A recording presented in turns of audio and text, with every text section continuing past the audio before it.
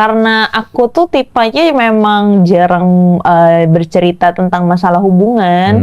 Jadi Daddy tuh ya sebenarnya Daddy selalu bilang kayak apapun yang membuat anak saya bahagia pasti saya bahagia. Cuma kalau sampai misalkan siapapun orang yang menyakiti Manda, kalau dicari sama dia akan dibunuh gitu. Masa bapak lu ngomong gitu? Daddy tuh gitu banget. Karena kan emang secara physically aja dia tuh udah bikin orang-orang langsung udah jiper. Keren ya? Wih, gede banget deh. Iya, bapak-bapak keren gitu. Lu mana ya? Mau lihat fotonya nggak? Nanti kita hadirkan, udah Nanti ada. nggak usah, jangan dihadirin. Jangan dihadirin. Nih, lu harus lihat bapak gua. Kita hadirkan ya, Nggak Dedi. bisa. Ya kan? Yang datang Dedi ini Nih ya. apa? Dedi Irwan Musri. Nih. Kan botak juga.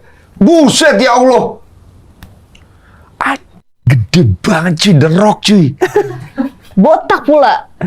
Ken lu kalah laki Ken namanya Ken. Anjing gede.